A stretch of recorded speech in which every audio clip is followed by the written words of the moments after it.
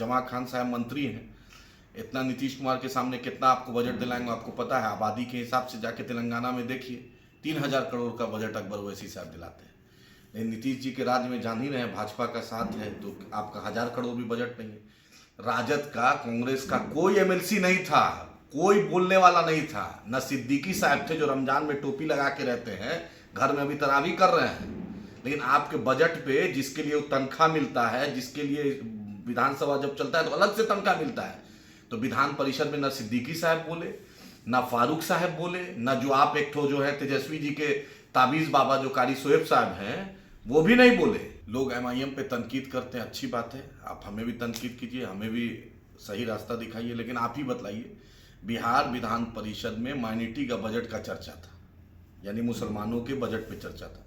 Budget तो ऊँट के मुंह में जीरा है। जमा खान साहब मंत्री हैं, इतना नीतीश कुमार के सामने कितना आपको बजट दिलाएंगे आपको पता है। आबादी के हिसाब से जाके तेलंगाना में देखिए 3,000 करोड़ का बजट अकबर ओवैसी साहब दिलाते हैं। लेकिन नीतीश जी के राज्य में जान ही रहे हैं, भाजपा का साथ है तो आपका 1,000 करोड़ भी बजट नहीं है।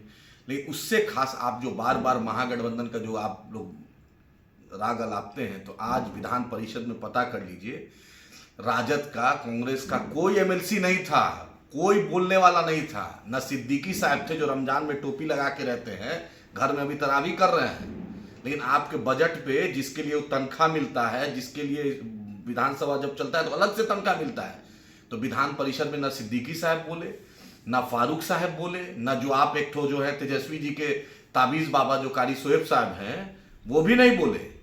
समझे? तो कौन बोलेगा? एमआईएम बोलती है। तो इनको इसी चीज का मिर्ची लगता है। आपने देखा प्रवासी मजदूर पे सबसे ज्यादा अख्तर उल ईमान साहब बोले, आपने देखा जब नदी कटान के मामले में तौसीफ साहब बोले, आपने देखा कि जब मदरसा की बहाली नहीं हो रही थी तो सरवर साहब ने बोला बहाली शुरू हुई।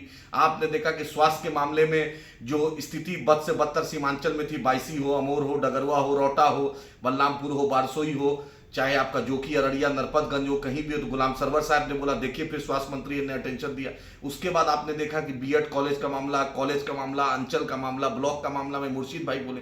तो पांचों एमएलए जो एमआईएम के अख्तर उल ईमान साहब के साथ जो हैं, हर दिन कोई ना कोई माइनॉरिटी का इशू, दलित का इशू, सीमांचल का इशू, अलीगढ़ मुस्लिम यूनिवर्सिटी का इशू, पूर्णिया में हाईकोर्ट बेंच का इशू, नदी कटान का इशू, स्वास्थ्य का इशू, शिक्षा का इशू, मदरसा का इशू, हर मुद्दा उठा रहे हैं। आप देख रहे हैं, विधानसभा ही के लिए ना जिता के आप लोग भेजते थे।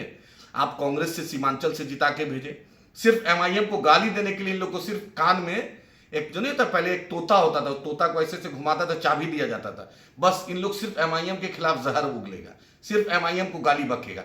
लेकिन आज की घटना मैं बतला रहा हूं, आपका विधान परिषद जिसको एमएलसी साहब लोग कहते हैं, तो कोई एमएलसी साहब माइनॉरिटी के बजट पर नहीं बोले कि इतना कम मुसलमानों को, माइनॉरिटी को बिहार में बजट क्या है। और हम अगर आवाज उठाते हैं तो आप हम लोग को गाली देते हैं। गाली खूब दीजिए, लेकिन सवाल कीजिए। चाहे वक्त के हुक्मरान जावेद साहब किशनगंज एमपी, उनसे भी सवाल कीजिए, तारिक अनवर साहब से भी कीजिए, जितने एमएलसी साहब उससे कीजिए, हमसे भी कीजिए। और देखा आपने एक बेहतरीन चीज, जब से मैं तारिक साहब से सवाल कर रहा हूं, तारिक साहब को बलरामपुर बारसोई बहुत याद आ रहा है, जावेद साहब को अलीगढ़ मुस्लिम यूनिवर्सिटी याद आता है।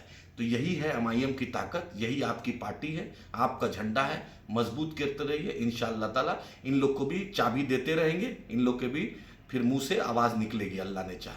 अपनी क़यादत को मजबूत कीजिए। बैरिस्टर असदुद्दीन ओवैसी साहब के हाथ को, अकबर साहब के हाथ को मजबूत कीजिए। शुक्रिया।